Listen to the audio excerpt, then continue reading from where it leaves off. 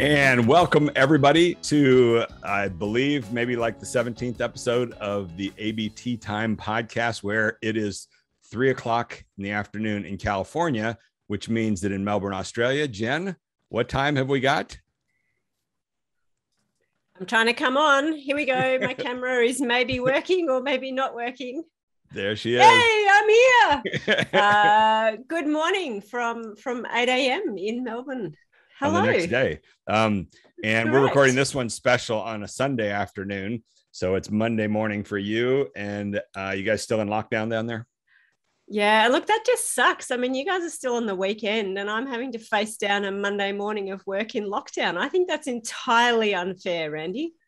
Well, we're going to make up for it with a really wonderful episode today with our special guest, Bruce Block from the University of Southern California School of Cinematic Arts. And let's see, actually, before we get to Bruce, a few little things to say. I sent you this morning that editorial that I have in MedPage today. I cranked that out in the early hours of Friday morning, just 3 days ago. I got so mad at what's going on right now with all this failed communication. It's been going on for 2 or 3 weeks, all through the news. And there was an article in Reuters about, was it July 23rd? The headline was, "Everyone is confused." It was actually a quote from somebody on the street in Santa Monica. They asked him, what's up with the masks and everything else? And the person said, "All I know is everyone's confused." And then the same thing was echoed in the New York Times in an editorial on Thursday last week. The title of that one was, "The CDC needs to stop confusing everyone." So this word confusion is going everywhere. And whenever there's confusion, we know what the problem is. There's a lack of effective narrative dynamics. Somebody is not getting the one message across clearly. This is a job for the ABT framework, as we know. So that's what happened. Was I got so mad. I cranked this thing out in 1 hour, just fired it off, shot in the dark. And within 2 hours, heard back from editor who said, "This is fantastic. We want to run it immediately." So they ran it this morning. That's all the good news. They hardly tweaked it at all. The bad news was they changed the title. I really don't like the title because title I had was pointing towards, we've got a solution here to your confusion problem. We've got narrative structure, and the people of Hollywood over the last century have developed these tools, and they could help in the world of epidemiology and public health. They rewrote the title to make it sound very similar to the one that was in the New York Times, which is "Everybody's confused." And we've got that already. We know everybody's confused. What can you do? This is what happens with editors. They didn't even tell me they were doing that. One interesting little tidbit for our hardcore narrative gym ABT listeners, we're always doing our best to bring the ABT to what we have in our discussions here, is that that's the fifth editorial I've had published in the past year and a half, or article.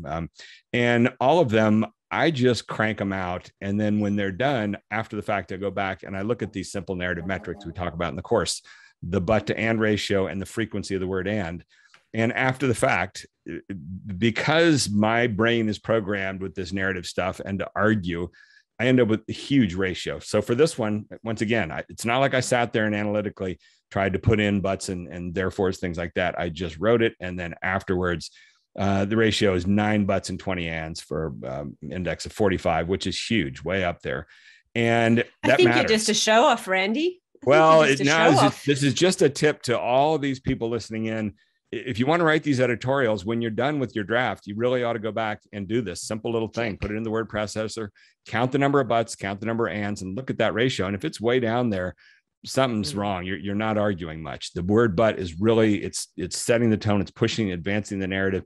And the same thing with the and frequency. And yeah, I mean, I will show off on that. My and frequency was 2.5, which I've talked about is that's what well-edited text converge on. 2.5% of the words are the words and we're still at the point now where all of these journalists, people think that this is trivia. Why they don't get it. The Stanford Literary Lab had a study that they talked about this. So there are people doing metrics of language that know that this is a valid index, but it takes a long time to get people to pick these things up. So anyway, that's my little ramble for today, getting going on things.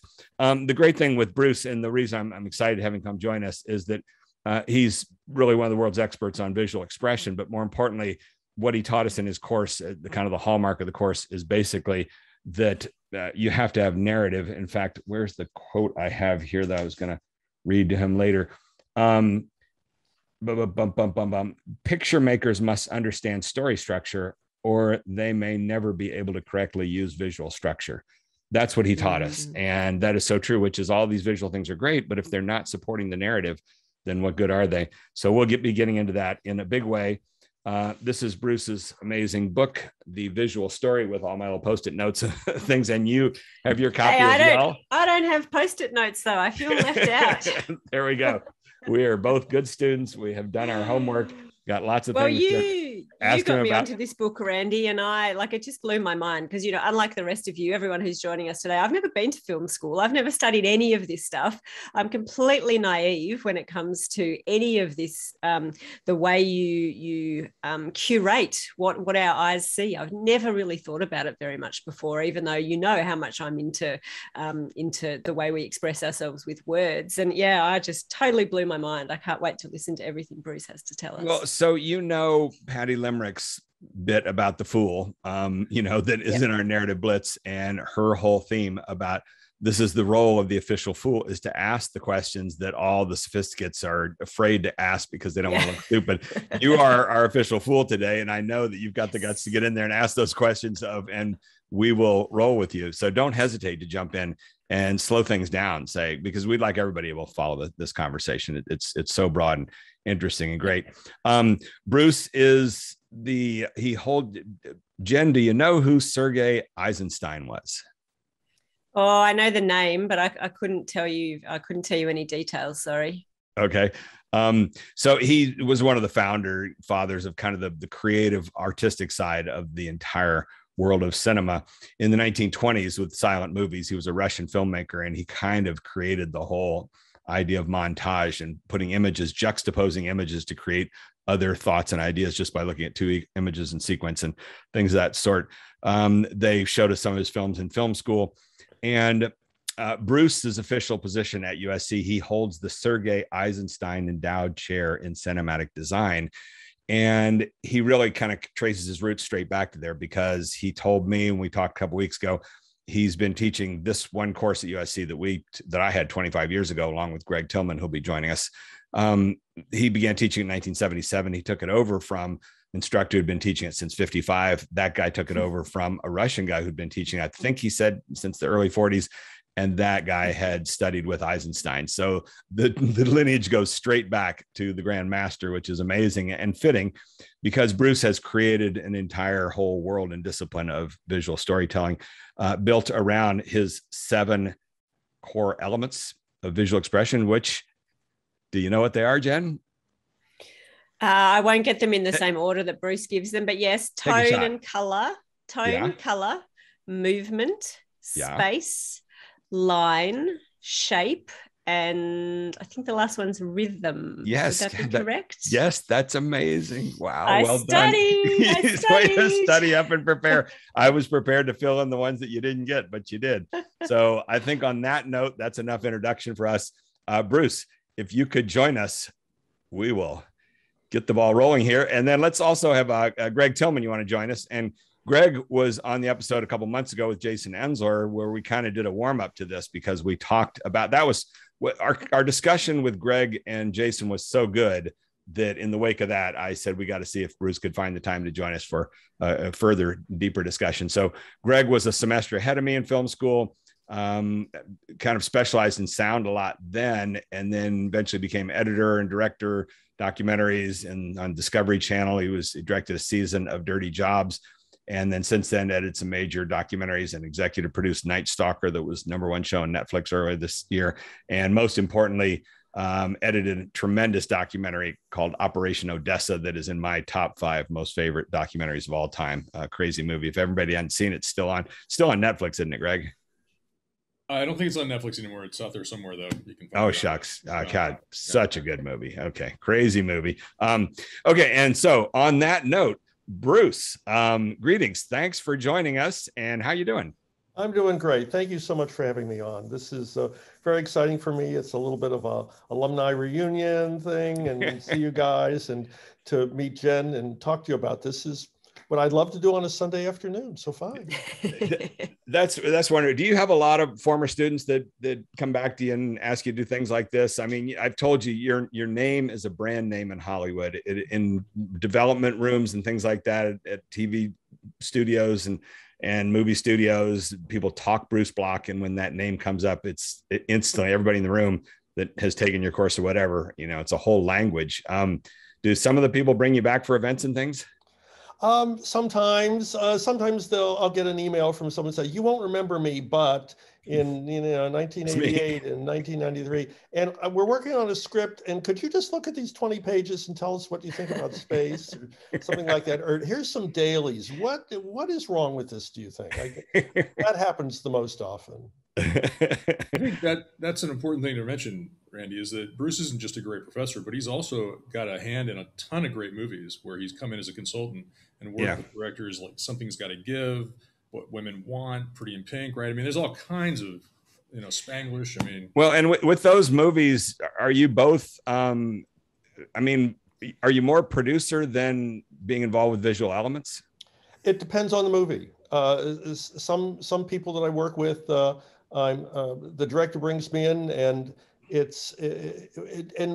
we tailor what we're going to do to the needs of that particular director. Or sometimes it's the studio that brings me in, or the producer, and sometimes it's animated, and the problems in animation are similar to the live action problems, but the control level is different. So if it's at an animation studio, it can be very, very specific.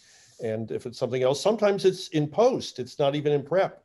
It's late. And so again, the needs are different.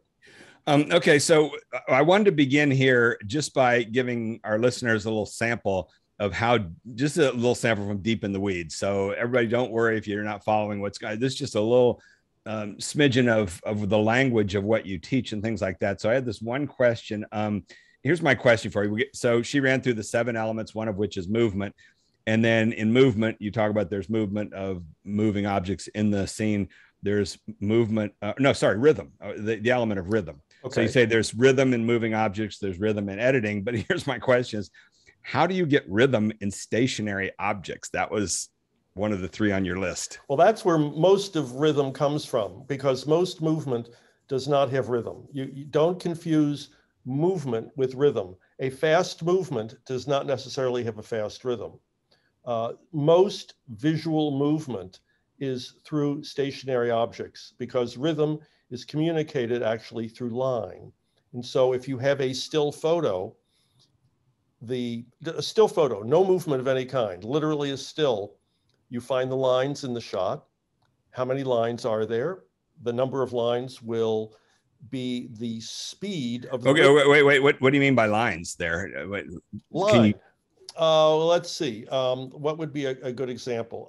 Now, see, I need a blackboard now, and I need markers and things like that. But say you got a picture of a back alley. Oh, well, let's make it simpler than that. Let's say we have a photo, and there is nothing in the shot but a single line down the middle of the frame. Okay, completely white frame, black line right down the middle. Okay, that would actually be a very slow rhythm, because there is only one line in frame, but there are actually 3 lines, because the frame line on the left, the middle line, and the frame line on the right are 3 lines. So that would be considered a very slow rhythm. And because the screen is divided in half, that middle line is right down the middle, we have what we would call a slow, regular rhythm. So it would be bump, bump, bump. Slow, regular rhythm. Now, if that line that was down the middle is moved to the left or the right, we now have a slow, irregular rhythm, because the spacing between the lines is irregular. So the rhythm would then be, for instance, bump, bump, bump. Does it make sense? Yeah. Here's the crucial character. Jen, does it make sense? It's blowing my mind, because I would never think of a line down a screen as having a rhythm, as someone who does lots of music. But yeah, totally makes sense. So now let's just take it from there, and let's say there's not one line in the frame drawn this way. There's 10 of them. Bump, bump, bump, bump, bump, bump, bump, all the way across. They're all vertical, and it includes the frame line on the left and the frame line on the right, but there are now 10 lines. So the rhythm is no longer slow. That was with 1 line. I now have 10 lines. So it's now bop, bop, bop, bop, bop, bop, bop, bop, bop. The rhythm has increased in speed. And I can maybe have 20 lines, but at a certain point, does it get faster? No. The audience is not going to tell the difference between 20 lines and 25 lines. That's going to look about the same. So the rhythm can be slow or fast, depending on the number of lines, okay? And the lines don't have to be vertical. The lines could all be horizontal, or the lines could all be diagonal, or the lines could be horizontal, vertical, and diagonal in the shot. The more lines you have, the faster the rhythm gets. And if the lines are generally equally spaced, we have a regular rhythm. And if the lines are placed haphazardly at different spacings from each other, we have an irregular rhythm. Does that make sense? Jen, please lead this conversation. Make sure you're following everything. It makes sense, but I immediately then jump into two things. One is, do all audiences see or detect or feel the rhythm in the same way? And is the idea that particular rhythms lead to particular emotional responses? You know, is an irregular rhythm something that's going to make me feel anxious or stressed, whereas a regular rhythm is going to make me feel calm and open? Like, what do you know about how audiences respond to different rhythms? Okay, let's take that. Repeat your first question. Oh, I can't even remember what my first question was. Okay. The first one was about perception. Do audiences? Oh, yeah, yes, yeah. So do different people perceive the rhythms in the same way? So you're describing what you're intending those lines to convey, but do you know whether audiences perceive them in that way? The audience will perceive them. There will be certain general emotions, not emotions. There will be certain general tensions that an audience will feel. A slow rhythm, for instance, if we turn it into a verbal rhythm for a minute. So if I went to you, bump, bump, bump, and then I said, here's a second rhythm, bop, bop, bop, bop, bop, bop, bop, bop, bop. Which one is restful, number one or number two? Most people will say number one was restful, bump, bump, bump. And the second one was agitating, da, da, da, da, da, da, da, da, da. Is it a guarantee that everyone will feel that way? No. Will 90% of the people feel that way? Yes, generally they will, okay? And if you get 90%, because you cannot get all of the people all of the time. It's never gonna happen. So then you say, what does the rhythm mean? Now that becomes more complicated, but far more interesting. Okay, pause for 1 second. So for our listeners, to review for them where we are and to catch Jason Ensler up to speed, who just joined us. And Bruce, I told you about Jason. He's director. Yes, and directing. Are you doing 2 shows right now, Jason, or what the heck? I'm doing 2. No, don't try it. Don't try. No, do 3, Jason. You can do 3. Do 3. That's great. That's great. I applaud your intensity and your abilities. What are the 2 shows right now? I just did a pilot for NBC called Dangerous Moms, which is hilarious and great. And now I'm doing a country music epic for Fox called Monarch. Awesome. I'm jealous. That's fantastic. 2 very different tones. You betcha. Okay, so where we are is I started the ball rolling asking Bruce a very specific question, which is, how do you get rhythm in stationary objects?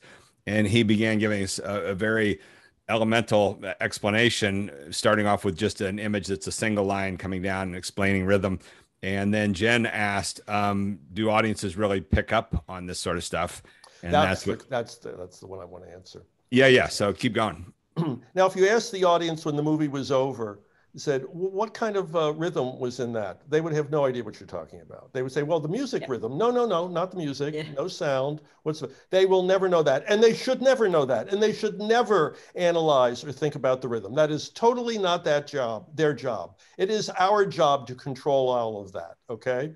So then you say to them, well, was the piece you just watched restful or intense? And everyone's hand goes up and they all say, oh, that was really, really intense. And you say, aha, they felt the rhythm, which is the word you used, which is exactly right. They should feel the rhythm. They should feel the things that are stirred up inside them by that fast rhythm. So now we take the complicated question was, what does the rhythm mean? The most the rhythm itself will mean in a laboratory environment is that one is not intense, the slow, regular rhythm. And one is extremely intense, the fast, irregular rhythm. We can predict and guarantee that that intensity, that visual intensity will be there. And then we say, well, what does it mean? Well, that depends on your story. What have you associated with a slow, regular rhythm? Safety or danger? Slow, regular rhythm can be dangerous. Boom, boom, boom. Slow, regular rhythm can be soothing and calming. And then you do that. So the audience is waiting when you start, they are waiting to go on your visual roller coaster. They want to know what the rules for this roller coaster are going to be. So you set up the rules, and then you use the visual components to take them on a roller coaster ride that parallels the story ride. If you choose, you can also take them on a ride that goes in opposition of the story and ignores it on purpose or whatever you want. And going back to my original question of how do you get rhythm in stationary objects, what you're saying basically is you could put together just a slideshow of images that would generate that rhythm in which there's not even any connection from one image to the next. It's just that we see these images and you begin to get the feel just from, and as simple as just a few lines. That absolutely. And you can do that and show it to an audience and then say, there were 10 slides, each one was numbered, which one made you the most anxious? And it will be the irregular fast rhythm. And they will say number 9. And they will go, oh yeah, number 9. And they will not know why, but 90% of the people will agree. That's amazing. What's interesting is talking about rhythm within a frame versus rhythm of frames back up against each other. You're talking about how your eye moves across that frame, right? Yep. And rhythm inside that frame. Yeah. That's right. And then when you get to editorial rhythm, it is the cuts. Yeah. And you can make an editorial cut emphasized, and you can give it tremendous intensity when it cuts, bang, or you can do the opposite. And when you cut, it's almost unnoticeable. And that editorial cut will have no visual intensity for the audience at all because you have engineered it to disappear. Wow. Okay. So that's a little sample deep into the weeds of the language of visual expression that you work in on a daily basis.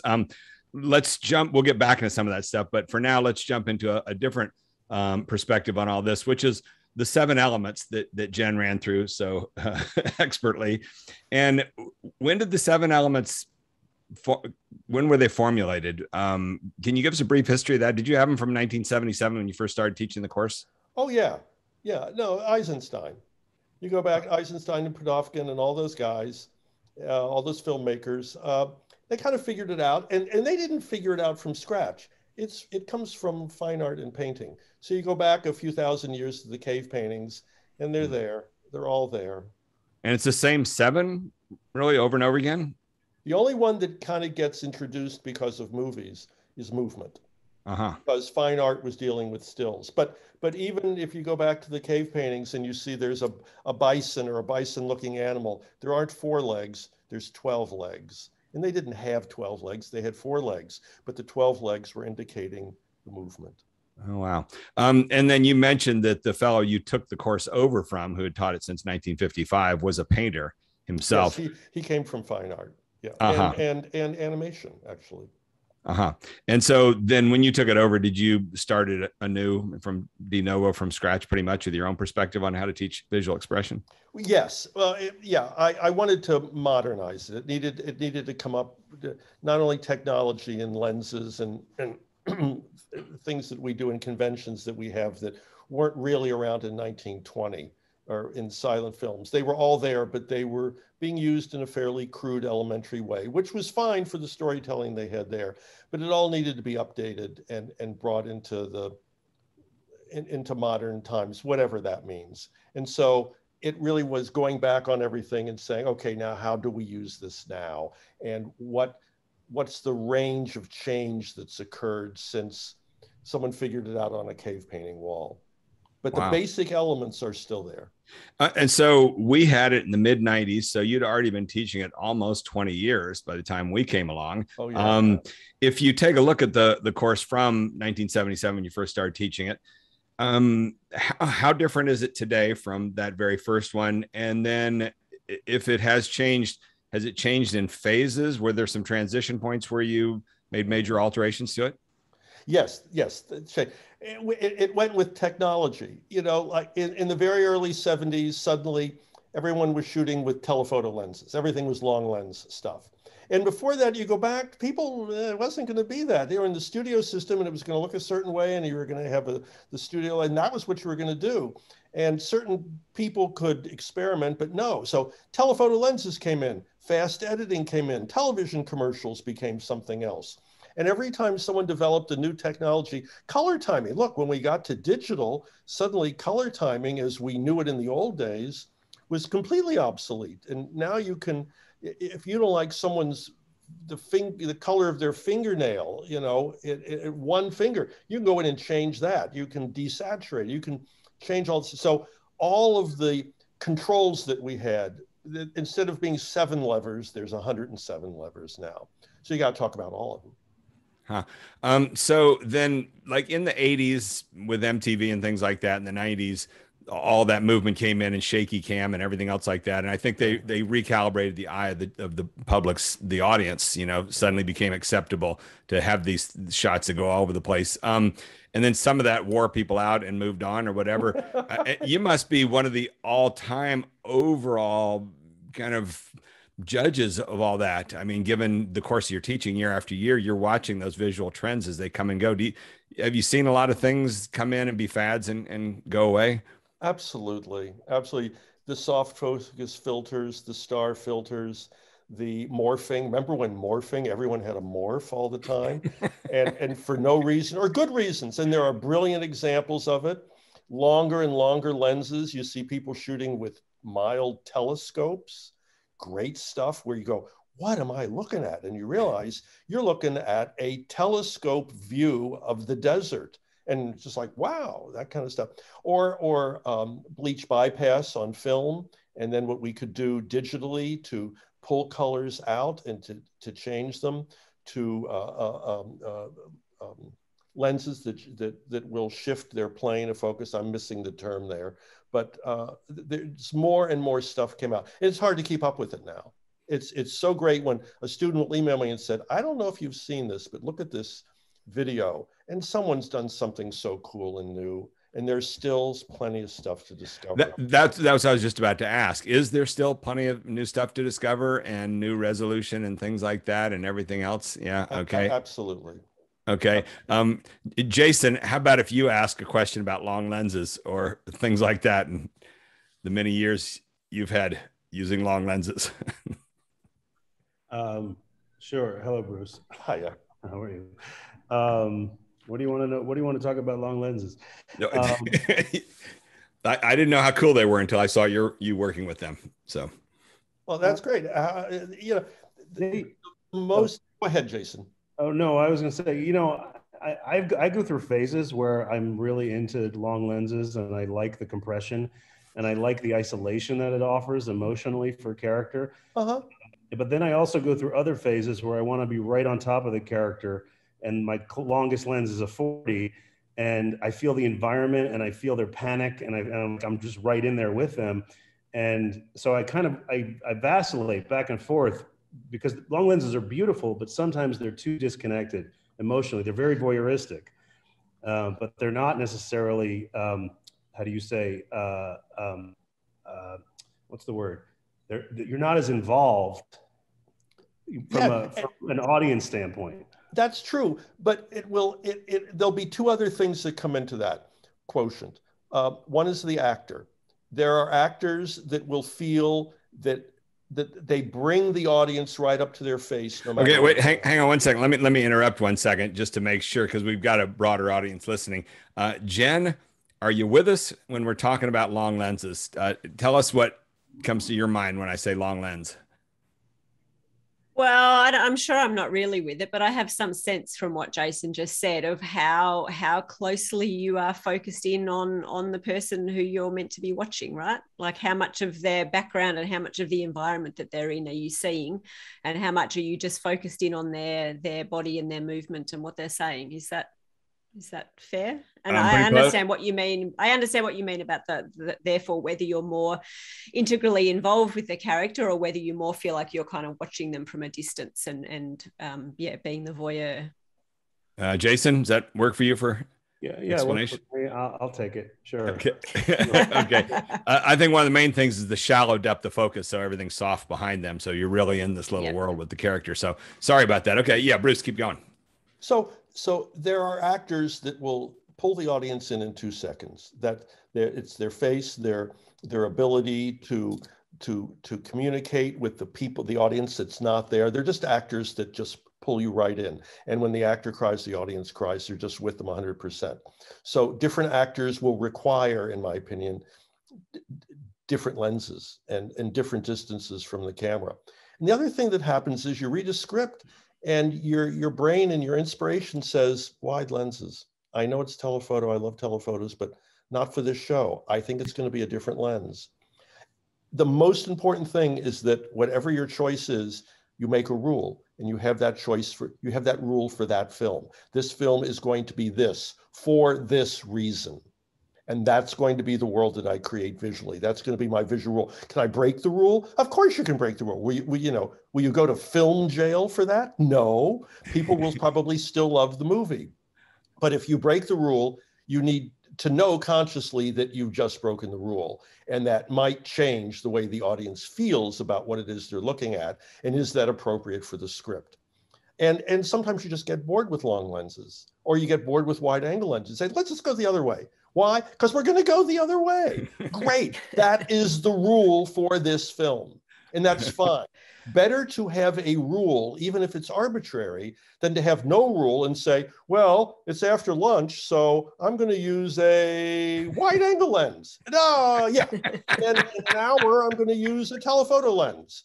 And then that sounds like student films. Yes. We'll keep the lens cap on the next shot. Who cares? Well, you go, wait. What kind of story are we telling here? What are we doing? So for whatever reason it is, you have a rule or rules that you follow in the movie. And it can come from your heart, from your head, from your boredom, from your experience, from the craft service person who said, why don't you make it a wide angle lens movie? And you go, let's do that. Okay, but then what goes through your brain when somebody proudly comes out with their movie that the entire movie was all shot in one long steady cam take of everybody dancing around the rooms and on and on and on? I mean, doesn't that bug you sometimes that they are reaching too far for what they think is a visual gimmick, I guess, or something? You know what I'm talking about? Yep. Yes, but sometimes they've shot the whole thing in one take and it was exactly what the story required. And it might have been accidental, or it might have been proper. You go to a movie and the music sucks, or you go to a movie and the actors were cast improperly. It's just another mistake or another lucky happenstance that made it better. I don't consider it any different than any of those other mistakes or choices. Yeah.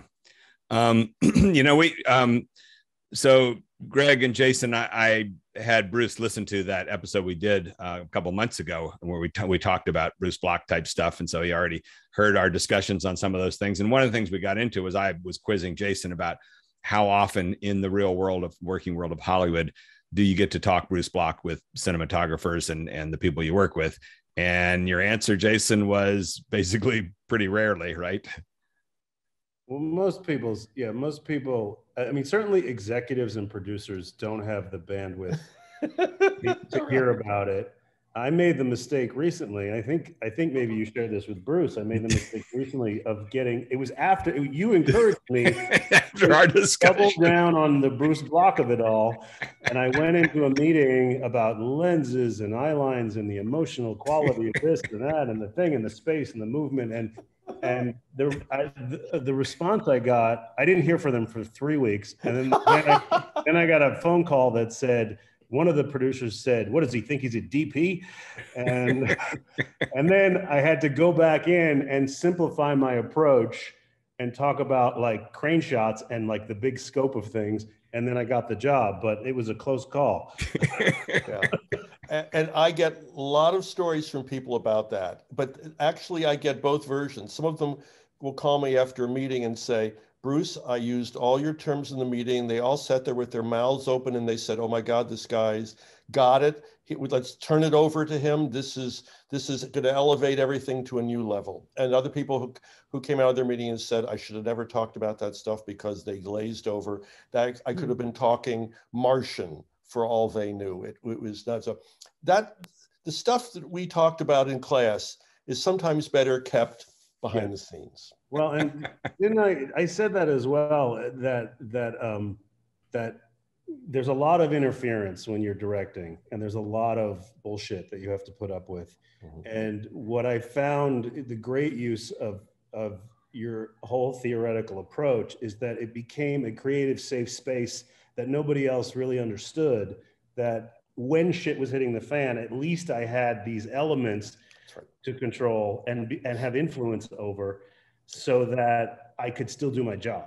That's right. That's right. It is. It is something you can go to, and it is not theoretical only. It is practical. It's practical. When we talk about, if we say deep space, that is not what is deep space. Oh my God. No, there are 10 things you do. And when you do those things, there it is. And it presents itself, and it is absolutely rock solid, and you can depend on it to communicate. That's right. Well, let me use this moment then to segue into what this whole podcast is about, and really does connect with why it's so great having you join us here in this discussion, which is narrative structure. And in the book, I wrote this one sentence down. You said a story has three basic parts: the beginning or exposition, the middle or conflict, the end or resolution. And as I've been telling you, what I picked up really that tracks back to Frank Daniel, who we all had his course there in film school, is this ABT template, which is just exactly what that sentence is right there. The only difference is that it's this super short little 3-letter acronym, basically, that represents the same thing. And, but therefore is setup, problem, consequence, actions, whatever. It's all those same things, exactly as you have it right there.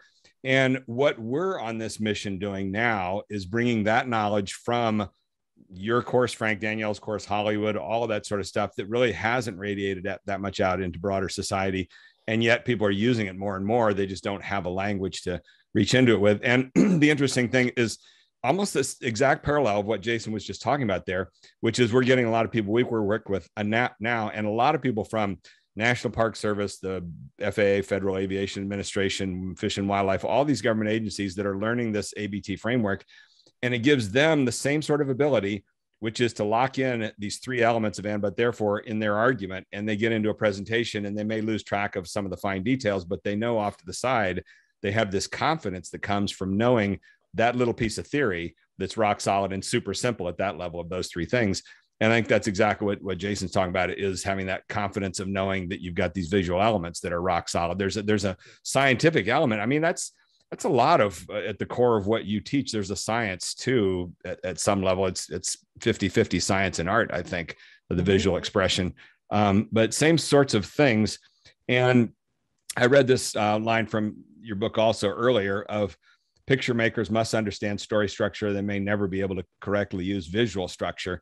Can you talk about that? Because that's what you hammered into our heads, was that all these visual elements are so great, but they're not going to be much use if you don't use them to support the narrative.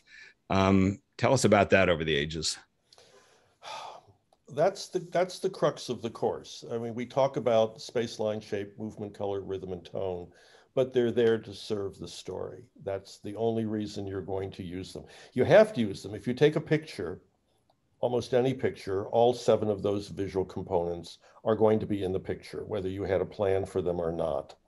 And since you're tying those 7 visual components to a story, hopefully to communicate the story better to the audience, you better understand the structure of your story so that you can arrange those elements properly. So yes, a story on its most simple level has 3 basic parts. And there's a million books that talk about story structure that are big, thick books. Right. And some of them are really great books and some of them aren't. But there's a lot of material out there for that. But at the end, there are 3 basic parts. And any story has a dramatic situation. Basically, and I'm going to paraphrase David Mamet here very generally, and I apologize to him, a character wants something, and there are things that are going to keep that character from getting it. And so that's where the drama ensues, and you have to keep that in focus. So there is a conflict, there is a structure. Once upon a time, there is someone, they want something, and how are they going to get it? But what is stopping them? But what else is stopping them? The ABT right there.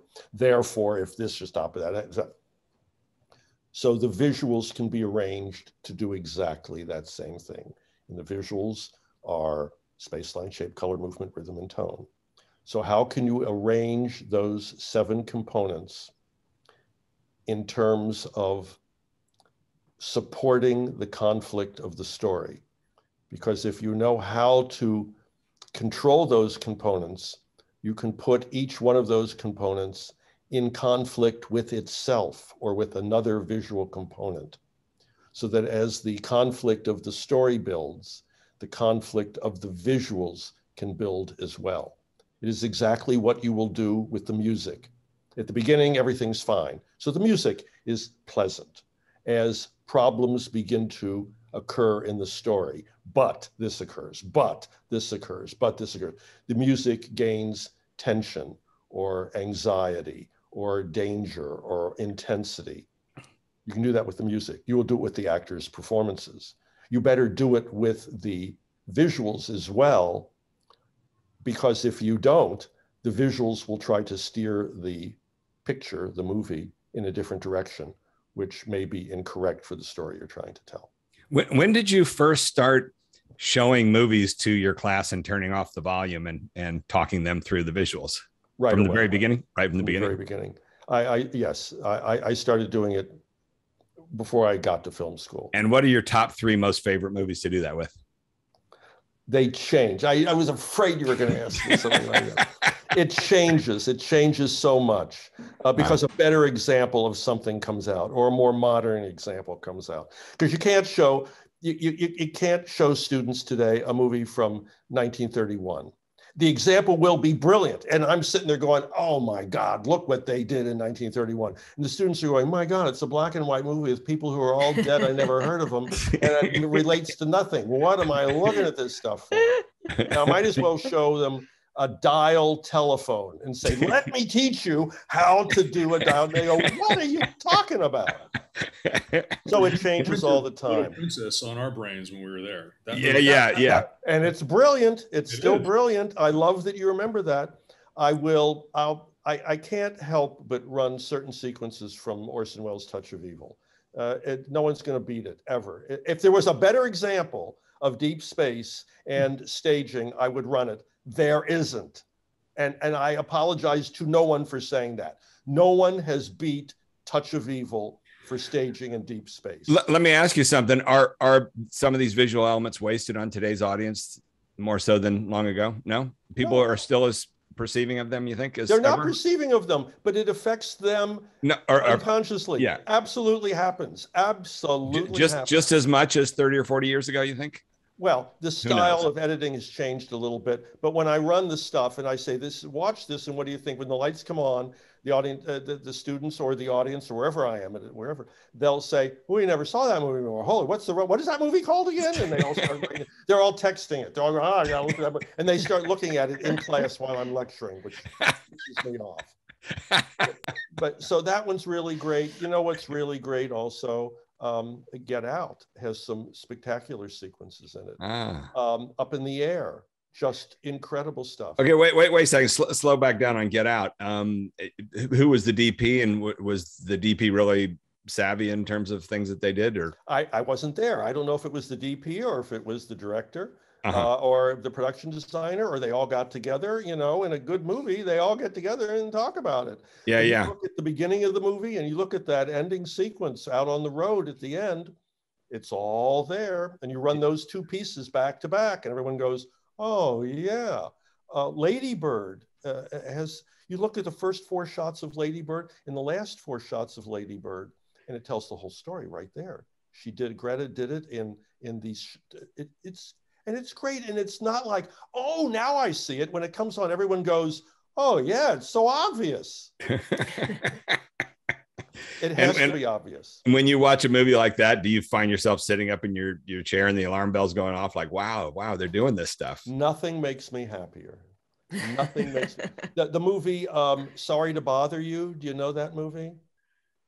No, Jason? About Greg? telemarketers? Yeah. With Lakeith Stanfield by Boots Riley. That's it. Yeah. It's beyond brilliant. And one of the great things that happened to me in the last 2 years, 3 years, whatever it was, a student emailed me and said, Boots Riley did an interview, and in it he was talking about how he put that movie together. And he said, I got this book by Bruce Bloch, and that's where the ideas came from. And I exploded. It was awesome. A complete home run. And I didn't know it, and I connected with the movie instantly, and it is a great movie. I guarantee you there's a lot more of that. There are a lot more stories like that on in Hollywood that you don't know about that are exactly like that. Guaranteed. Yeah. Because as I've told you before, we go to cocktail parties and people start talking Bruce Bloch, and a whole little circle comes. Oh yeah, this. Yeah. It makes me so. Thank you, Greg. Thank you for saying that. But it makes me so happy, and it's not just the connection to me, but that they got the visual components. They understood the structure of their story, and they controlled the visuals to tell the story, with or without me. I don't care. But they got it right. They nailed the movie. And it makes my week. What you did for us, I think, was, there were a lot of very talented people who came to school when I was there who had great instincts, and a lot of them had photography experience, but you codified our instincts in that class. You gave us a way to talk about the things that you talk about quickly. All of a sudden, instead of going, well, I want it to kind of look sort of like this, and I want to make people feel this way. Now we knew how to say that quickly to each other. And I think, for guys like Jason, I mean, he's talked about how much you've used this over the years. It's been incredible. In documentary, I've tried, but it's been less of a thing. But I've just been amazed the way that when I listen to Jason talk about what he's going to do in a film and use the things that you taught us, how impactful that's been for me. Jason, can you talk a little bit about that? How much you've used the stuff over the years? Well, something Bruce just said is really, I just wanted to reiterate, which is something I always say, that all of these things have an emotional value, whether you make the choice to use them or not. Mm-hmm. They have a subjective value related to the character that people are going to subconsciously impose on their viewing of the film. So for you not to make the choice, you're still making a choice. You're still creating some. That's right. You're still creating some kind of value with the way the line or the movement or the eye line, the angle of the eye line off of the action line is never an arbitrary choice. Right. It's always a choice. It's just, if you don't know that it's a choice, then you're making a choice in your own ignorance. So that's right. So, so to Greg's point, to have this codification, is that a word? It is now. It's a great word, Greg. Way to go. Yeah, but to have this primer and this tool to practically apply and then to make conscious choices makes all the difference, because then you're still going to make unconscious choices, because especially on schedules like I have, absolutely, shit's going to slip away and you're not going to be able to control everything in every frame. That's right. The fact that you've set a course that's conscious is going to set you up for a much more engaging experience for the audience. I couldn't have said that better. I'm going to ring off just for 10 seconds here, because I've noticed that my power cord is not supplying AC electricity to this laptop, and it's only got 7% left. So I'll be back real quick, okay? We'll talk amongst ourselves. And let's talk about Bruce. Great word, Greg. Codify. You're welcome. I mean, it really is just about control. It's about going into making a movie, which is a completely unruly beast, or telling a story that you'll never have complete control over, but having as much control over the way that you tell that as possible. Yeah. That really, and if you might get a good movie if you don't have any of this going on, maybe, but I don't think you'll ever get a great movie. I think if you look at all the movies that are kind of universally thought of as truly great films, somebody was thinking about this stuff right from the start. 100%. Yeah, amazing. Jen, do you want to run your follow-up question by Jason to make sure it's a good question before we take up Bruce's time?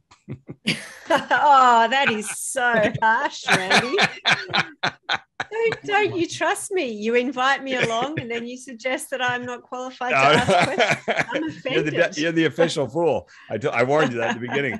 Run it by Jason, because Jason can probably answer it as well as Bruce can. What's the question? Well, I just think Greg really honed in on the biggest question that I had coming into this session. And for me, that's all around intuition and instinct. So I guess I wanted to ask Bruce, what's his goal as an educator? Is his goal as an educator to get to the point that you guys just know this stuff and live and breathe it to the point that you don't have to kind of check off the 7 boxes? So I guess, it was really interesting, Jason, when you were talking before about being in a meeting, and when you went through all this stuff, people potentially reject it and don't like it. Is that because they just want to know that you can do it by instinct and by intuition? They don't want to hear the details? Because I know, Randy, with the ABT, the point of going over and over and over the ABTs, that eventually you just have this intuition of what makes a good story. So I'm wondering, is the goal that you have to learn the science? Because what blew me away about the book is this is mostly science, right? There's a huge amount of science in this book.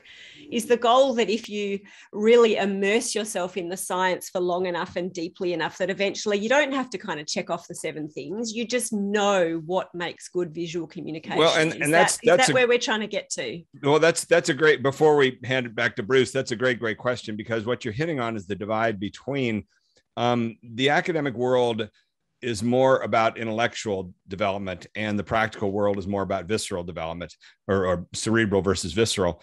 And so, of course, like Bruce's, he can't afford to eat up half the semester taking one thing and having you do it over and over and over again. I think he really wants to intellectually get through a lot of different topics. And so he gives everybody, I think, introduction to a lot of stuff that they can hopefully go on and develop the practical world. This is a perfect segue, because I had written down, we want to get into what's a deep theme in his book, is the divide between theory versus practice. And what we're doing with the ABT stuff is this simple little tool that we're working with these government folks in the practical world and trying to keep things super simple and repetitive. And we have this formula. We tell them S plus R equals I. Simplicity plus repetition equals development of intuition. So we want people to not get caught up in the intellectual side. We just want a few things that they really can master to communicate better. And does that make any sense, Bruce, there? The challenge that you face of wanting to cover a lot of topics in a semester, and yet wanting to also give them some practical skills. Take it from there on the theory versus practice divide. I want to tell you that something that we started at an institute in the class, there was no internet pretty much when you took the class. Right. And obviously there is now. And so when they do their photo notebooks, the infamous photo notebooks at the end of the semester, they actually have to do them during the semester as works in progress. So they send them to me over the internet. If they're wrong, I tell them what's wrong and tell them to do it over. And they have to continue doing the photos over until they get them right. Oh, that's totally different from what we had. We had our one shot, right? Right. No. And the class, the thing that the students go nuts about is I had to do it over. I had to do that photo. I had to do limited space over 9 times before I got it right. But all then say, but you got it right. And he sat there with you until you got it right. And now you understand what limited space is. And it's true, and it does work. So there is not the one step out the door, goodbye, I hope you got it, see ya. They don't leave. And Jesus. That's really, because exactly, I didn't get a lot of that stuff because I did the one notebook which burned up in my house fire 3 years ago, long gone. People save those books. I know. I tried. Had a fire. Oh, exactly. I tried to save a lot of stuff, but Greg, you still got yours? Yep, it's in there in the closet. Jason, got yours? I got it. All the circles of all the things I did wrong. I'm going to go back to film school now just to get this class. On Instagram, you can save photos in folders, like subfolders, and you can go back to them. I have a folder that I save on Instagram that's filled with thousands of photos that's called limited space. Oh. Because I'm always trying to understand. And wait a second. The punchline to that, sorry, that was an inside joke. So limited space is one of the major exercises in the course for our listeners who don't know why that was wonderful. Just go look at a Bergman movie. You want to see great examples of watch. Look at Fanny and Alexander. It's like, oh, really? And anyway. So I mean, you're very passionate about the divide between theory versus practice, and yes. That's really interesting. So you've been able, thanks to the internet, to move more towards practice than theory. Yeah, that's very, very cool. Wow. The one thing I wanted to have you explain to us that you talked to me about in the discussion that's so relevant to what we're doing with the ABT framework, which is you had said that after a number of years teaching your course, the students kept saying, God, I wish I'd had this in my first semester. So, because you taught it, I think, in like the third year or something. And then you said you finally did the year we did the experiment, and you went ahead and taught it their first semester. And that was a one and done thing that never again. And tell us about that experience. Well, it happened in a lot of places. There were studios that I lectured at, animation studios and advertising studios, all kinds of places. And they said, oh, no, we want you to do this upon entry. New people, new employees coming in, new people at the studio, and then at various schools, incoming freshmen, first semester kind of thing. And it didn't work because they, for the most part, two things. One, they didn't have enough experience making movies to understand what I was talking about. From some very simple jargon, I would say a long lens, and no one knew what it meant, to more complicated things. They had never really, they didn't have enough experience with depth of field, or they didn't have enough experience with reading a light meter and a camera exposure, or they didn't have enough experience with production designers or art departments understanding what really got controlled in a movie. So that has never worked. There's always an exception. There will be some newbie who comes in who's got it. And they always point to that person and say, see, she got it, so everyone can get it. Let's do it that way. And it's not. That's that unique, special version of Orson Welles or Stanley Kubrick or whoever that was. But in general, you have to have been in the trenches for a while before you can be invited out of the trenches and talk about your experience in the trenches and what you actually do. And so let me take a minute to indulge in what this podcast is about, because this is the same journey we've been on with the ABT framework, which was, it's been about 10 years now. We've been doing these things at a lot of universities in different places. And in the beginning, we began this idea of narrative training, use this ABT tool to try and teach people stuff. Everybody said, it's the young people that are going to take to this because they're so into movies and they're communicating all day long on all their social media. The old folks, you can't teach an old dog new tricks. You're going to have a hard time with the old folks. What happened to us was the exact opposite, much to our surprise, was that a lot of these older folks, we've got people in their 60s, 70s, and 80s that have lived whole lives. And when they start hearing this ABT structure, like, oh my God, if I'd known that years ago, I could have done all these things. And it makes so much sense to them in an instant. But when we started doing this with graduate students, and then made the mistake a couple of times of doing it with first semester graduate students and even undergraduates, we ended up with mutinies of them saying, you've told us these 3 words for 7 sessions now. We got it. And, but therefore, why do you keep doing the same thing over and over again? And then they say, we don't even know how to write a paper, give a presentation, write a proposal yet. Would you teach us that stuff first before we get into this? Isn't that the exact same thing?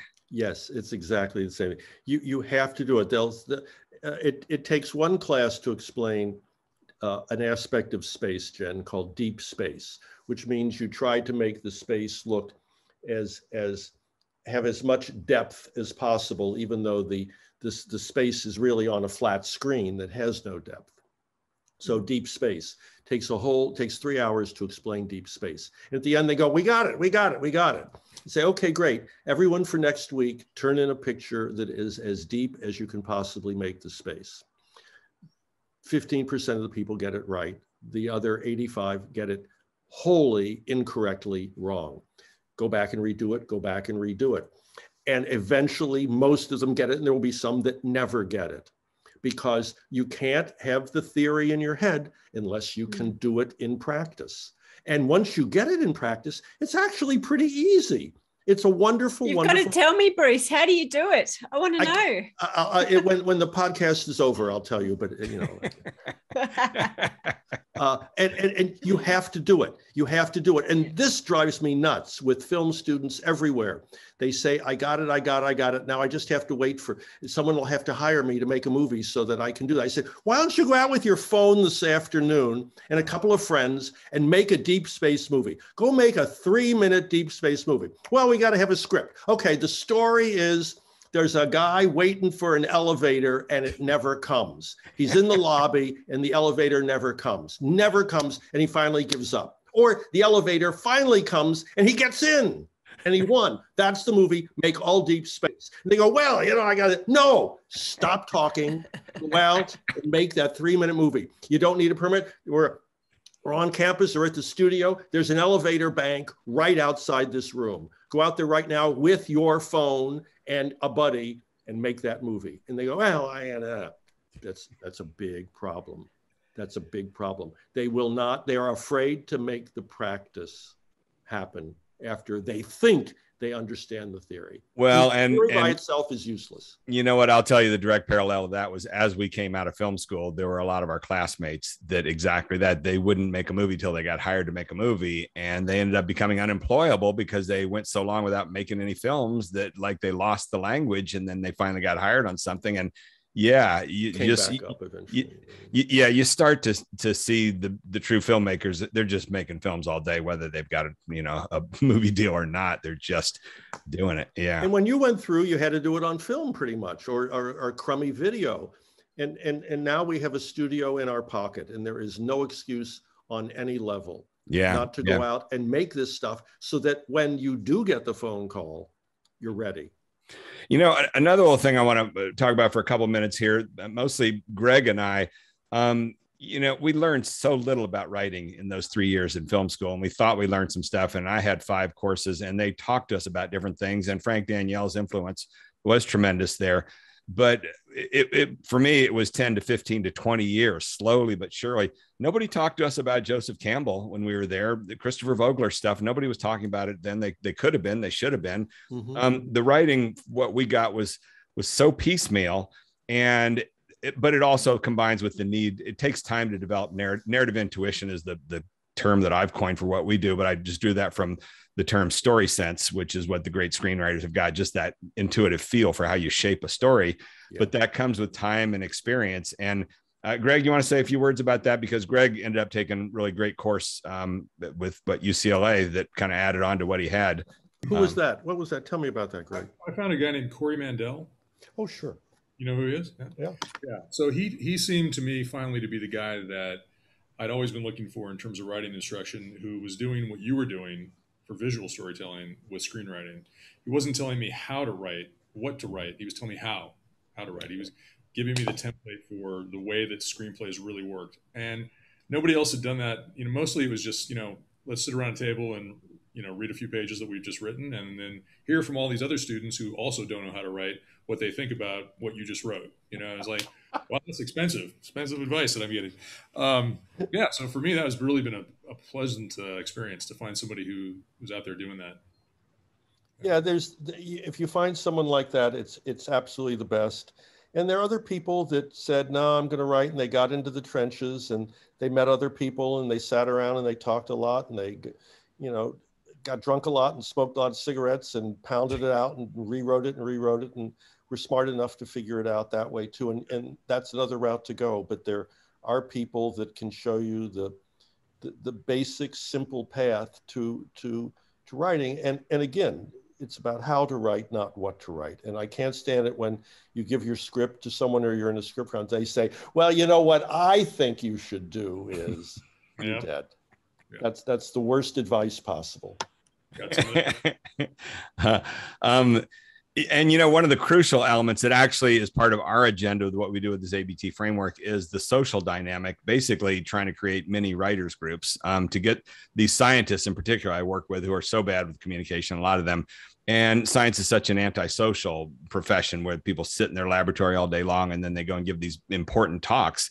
And what we're trying to entrain them in are this model we call working circles of 5 people getting together, and one person's got their ABT narrative and the other 4 are trained in how to work with them to shape it. I actually picked that up from the GSP program, the graduate screenwriting program there. The first year I was there, I got invited to be part of a writer's group and really saw how they managed to do that a lot. Do you see that arising out of your course and the students working on visual expression? Do they come together in units to get feedback from each other very well? Yeah, they do. It happens without my knowledge, kind of. They team, but I'll get notes about that in the class course evaluations and stuff. They say we formed a little study group, and we go out together to take pictures for things, or we kind of say, do you think that Bruce will like this? And I tell them, do not make a picture. You're not making a picture that I like. Please don't make a picture that I like. Make a picture that, They must get consumed with that. What will Bruce say? Yes. But yeah, it's important. But also because it mirrors the filmmaking process. No one, Norman McLaren was like the only guy that made a film alone. He would buy blank leader, draw on it, and put it in a projector. That's making a film alone. Most of us don't do that. We get 10, 20, 50, 200 people together, and we all go make a movie. So if you got 200 people, there's going to be a few smart ones in there if you hired the right crew. So work in that group. Take advantage of those 5, 10, 20, maybe you got 50 great people there. Talk to them about it. It's hard to make a good movie. And if you got 100 people around, hopefully some of them that you hired was on purpose because they have good ideas. So hey, is Ordinary People still one of your favorites? Yep. Absolutely. Absolutely. There's so many sequences in that. They stand alone, and you can run the whole film all the way through. And that's one of the few that holds up emotionally for the students. For them to see, it's 40 years ago, that movie. Wow. To see the main character, the kid, go through those hoops of fire to figure out who he is still what they're doing in real life. I forget the character, Conrad, the character Conrad. Timothy Hutton. Timothy Hutton's character. Yeah. And they completely identify with it. And I discovered that accidentally because a movie I was supposed to show didn't come in. So we ran, I thought, oh God, I'm going to run Ordinary People. And they're going to go, it's so dated. and they hooked into it totally. That's the timeless quality of really great storytelling like that. That's right. All of these things. Jason. I'm just going to tell you a quick story. So okay, I'm going to make it quick. Go for it. I broke my arms and I couldn't take work for a while. Bicycling. In a mountain biking accident. So I started teaching film classes in my living room for writers who wanted to be directors. And of course, I started with Ordinary People because it was my touchstone from your class. And so I talked through the visual arc of the 6 therapy scenes, both in terms of color, temperature, the lens choices, everything. The isolation of the characters versus connective and all that. And a friend of mine was in that class with me, was so wowed by the Ordinary People that he took the Ordinary People example into a meeting at New Line and used it to pitch on a movie and got the movie. And the guy said it was the Ordinary People that cinched it. So see? There we go. Bruce, there's tons of these stories. Yeah, man. Oh, Greg, it's weird. Look, I still run. When in the 60s, I went to someone's birthday party, and they had a 16 millimeter print of Ernst Lubitsch's 1939 Ninotchka. Oh yeah. And we ran, and I thought, well, this is a great movie. And then I started running it silently for myself to look at it and say, I still use Ninotchka. I can't not use Ninotchka in class for examples of certain things. And I tell the students, I know it's 1939. I know it's in black and white. It's Greta Garbo. You're not going to get it, but you got to look at this. I can't not run Ninotchka. Well, and that's so fascinating because one of the things I've gotten consumed with this ABT framework is Martin Luther King's I Have a Dream speech, which is the absolute embodiment of simple narrative structure. And once you kind of parse out basically the monomyth from Joseph Campbell and the ordinary world and the special world and all those things. Then you start looking at a speech like that.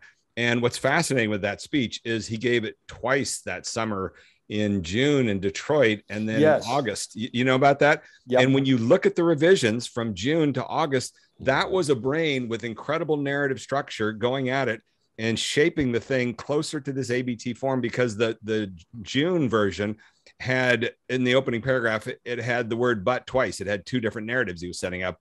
And in the revision, it only has one clean, simple core. This is what we're here to talk about. And it's so much more focused.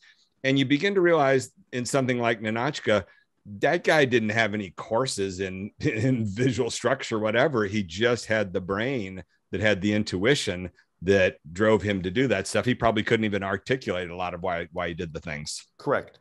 There's a quote, the theater caricaturist Al Hirschfeld, who was on the, in the New York Times every week for about 80 years. So he drew pen and ink only, basically. He did some color work, but he was most famous for the pen and ink. So he'd do a caricature of someone, and it would have it was like 10 lines. And the caricature would be published, and that person would call Al Hirschfeld and say, I'd love to buy the original. They said, it's so incredible that you got me perfectly with only 10 lines. And Hirschfeld's response was, if I'd had more time, I would have made it simpler. That's wonderful. And with the visual components, Jen, here's a tidbit for you. The visual components themselves can get very complicated, and the choices that you make with those 7 basic visual components have to be very simple. The more simple you make them, the more they will mean to the audience, because the audience is coming in for the big roller coaster ride. And that means the story and the actors. If the visuals are too complicated, they don't have enough bandwidth to take it all in. But as everything gets simpler, your choices become clearer, not to them in a conscious way, but in an unconscious way. For instance, there's a reason that the Matrix movies are green, because green represents dystopia. That's it. Bad dystopia. The end. That's what it's supposed to mean. It's all there. It is unmistakably unavoidable. You notice it. Good, wonderful, brilliant, simple decision. And you make that decision with all of your visual components. And then it's easy for people like Jason and Greg to march forward in an unconscious way that they have, because they have to make the day every day, because the choices that they need to use are simple, and it's easier to stay in that path. If the choices and everything is so complicated, you get tripped up on it, and you can't control everything. And then the rules start to fall apart, and then the audience doesn't follow it, and then you got nothing. So well, simple, it's better. Okay, and so not to ruin this wonderful, happy discussion, we've got about 10 more minutes to keep going on it, but you're touching on now the problems of our society right now with this COVID pandemic for starters. And this is what I've got. I think I sent you that piece that I had just this morning in MedPage, which is a plea for simplicity and communication, because what's going on is these scientists, with the best of intentions, what happens at places like CDC and NIH, they bring the scientists and the communicators in the same room, and there's a macho element to the scientists with the strength of their knowledge and information that the humanities communications people cannot stand up to.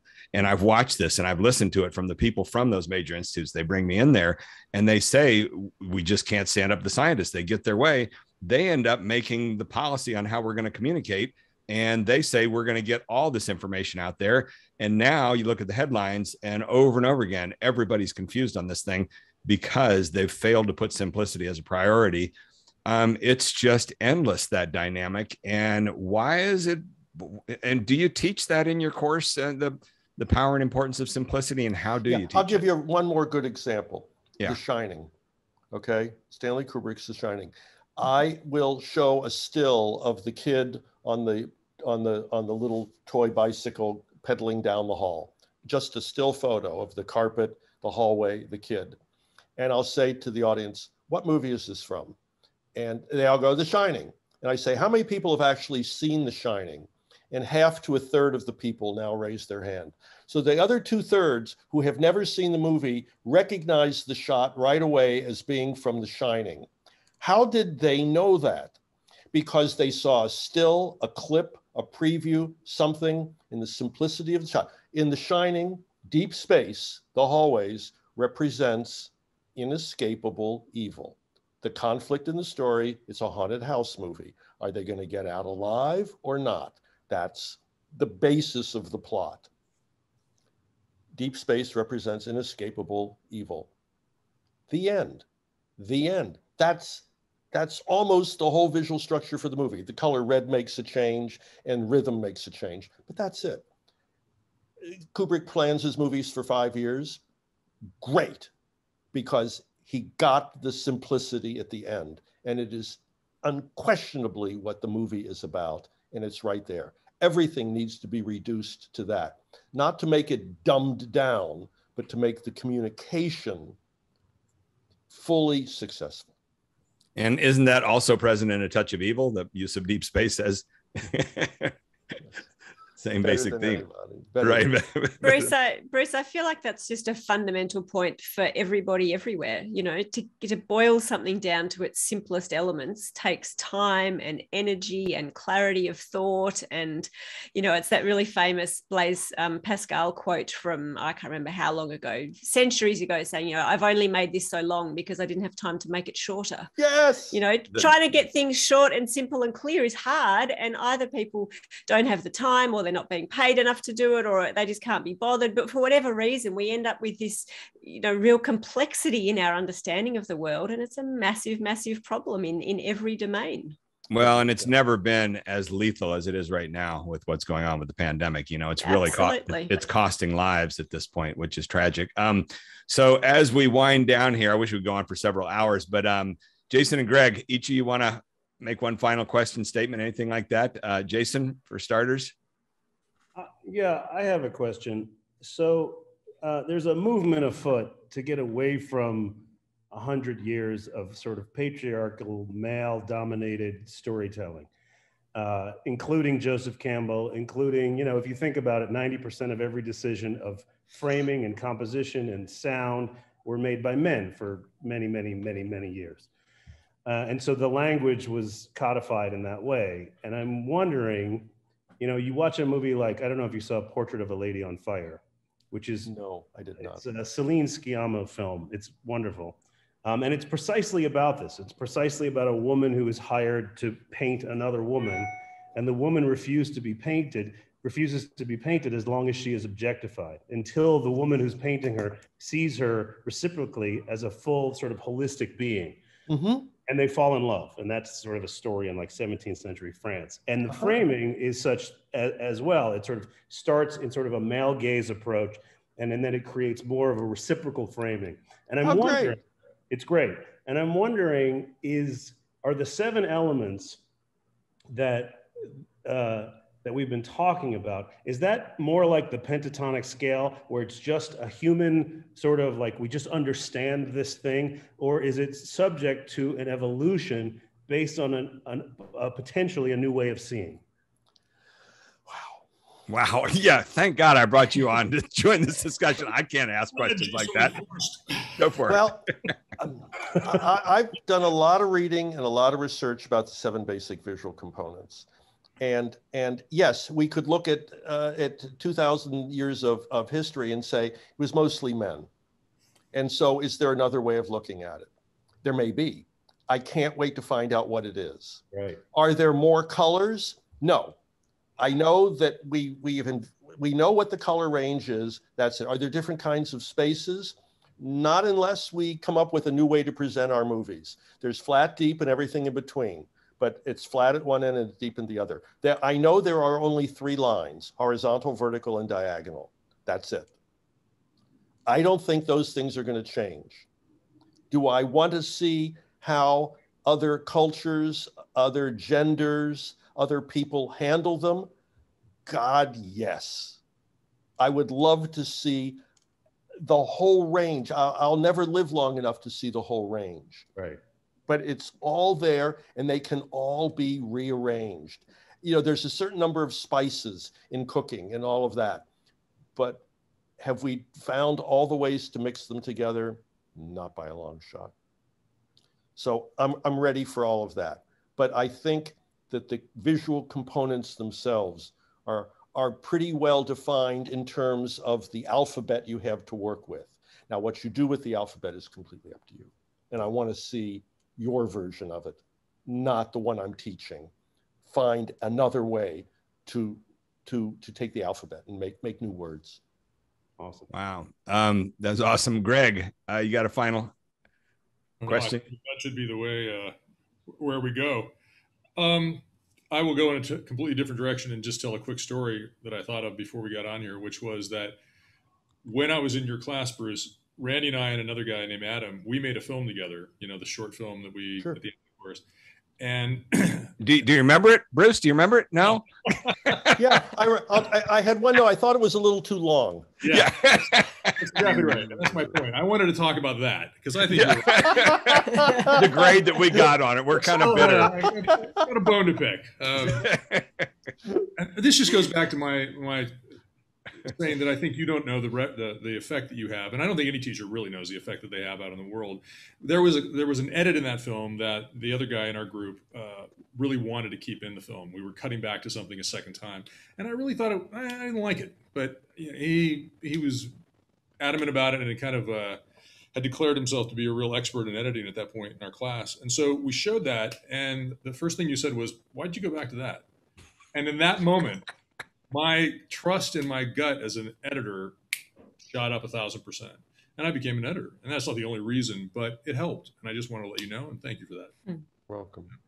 And you have to ask yourself that question all the time. Why did I cut back to that? Yeah. And your gut is one thing, but then you have to look at the overall film and say, what did it say that is right or wrong? And sometimes your gut is right, and sometimes your gut is wrong. And you have to go with what you believe in. And I wouldn't have given that comment much weight if I hadn't been as impressed as I was with the material that you were presenting. And it really was a step up from a lot of the other stuff that we got at USC. So thank you for that. You're welcome, Greg. Thanks. And my gut has been telling me for the last 3 months that this was going to be the best episode to date in our podcast. Jen, did I overhype this discussion? No, not at all, Randy. I'm just loving the four of you kind of just bonding over this stuff that you all care about and you all know about. And as the official fool who's completely naive to any of this, not only have I learned a huge amount, but I feel like this applies to so many things. What you're all talking about in terms of how does this make people feel? How do you know what's right? There is no film jail. You try things out. Different people are going to see things in different ways. I don't know. I feel like there's a whole lot of morals in this discussion that we can there is a lot. To. There's a lot. And then when I had that discussion with him a month ago, and he mentioned that thing about when they tried to teach this to first semester students or early on in people's training and found that it just didn't work if you don't have that context. That's exactly parallel to what we found. And it's so deep. And, it's why young people have to be patient. They've got to build up that context before they can use a lot of this stuff effectively, because I think that went on in film school. People came our first semester, 507, everybody wanted to have the camera spinning around circles, doing all these crazy wild shots and all these visual things. And it was your course that kind of put the brakes on it, which that's why it stuck with me, was you saying all these things are nice, but they're not going to work until you understand narrative and the story that you're telling and realize how to use them in support of the story being told. So do you have a final question, Jen? I just wanted to add, I think, doesn't that just make it feel like what a privilege it is to be alive? Because you work out what it is that you're passionate about, and then you just need time. Time is the golden thing here that gives you the chance to try and fail and get feedback and talk to people and try again and read more and learn more. And, we're all lucky that we found things that we really care about to invest our time into doing. And now we just get to revel in the fact that we have enough time to learn how to become better at doing it. I think it's just awesome. But also the time is precious. Don't waste your time either. Don't waste your time, and get out there and do it. And don't be afraid to try to do it. Even if you don't really maybe have all the tools yet, do it and try it. Find out what it's like to do it and cut it together and show it to someone and it didn't work, and figure out why it didn't work and take it from there. But get out of the chair, get onto the dance floor. Matt, we may need to bring in some music scoring when we get ready to post this for this last sequence here. I agree. Get some John Williams to build it all to a big crescendo and get everybody crying with the grand finale. The final thing that, Jason, yes. I have one more quick Bruce Block story, which is I go for it. I directed an episode of Grace and Frankie, and I asked Jane Fonda if the choice of Flat Space and Clute was Alan Pakula of Gordon Willis. And she said, I don't know what you're talking about.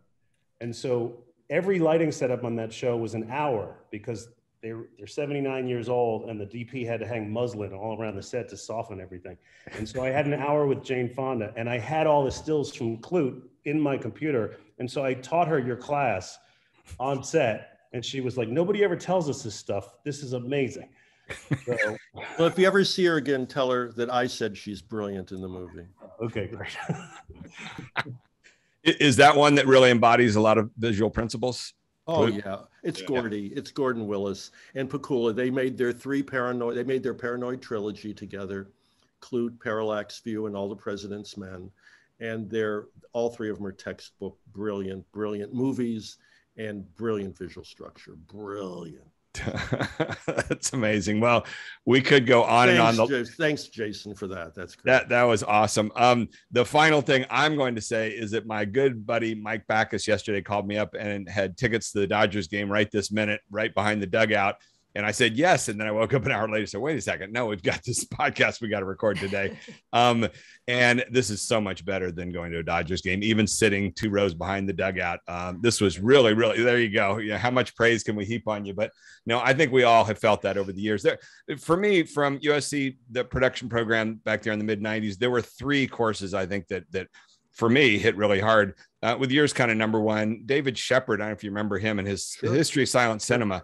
You know, thank goodness they gave us that in our first semester. I got so much out of that course, as odd as that guy was. And, you know, he passed away years ago, but he was really passionate about silent cinema, and they force fed us so much interesting stuff that, you know, I was busy trying to go to parties and everything that first semester, and that course was getting in the way, but I did the best that I could. And man, I learned a lot through that. And then I think the third one was Frank Danielle's script analysis course. Those 3 together really just taught me a ton, really made it absolutely worth it, you know, to go to USC Cinema School. I hope they have just as many good instructors today. They certainly have you, and hopefully they have lots of others as well. And I think on that note, as I say, we go on and on, but thank you so much for your time, Bruce. That was excellent. And thank you, Jason and Greg and Jen. We'll be tuning in again next week, and we'll probably talk some more about this episode for a long time to come. Thank you so much. It's been so much fun. Greg, Jason, so great to see you guys again.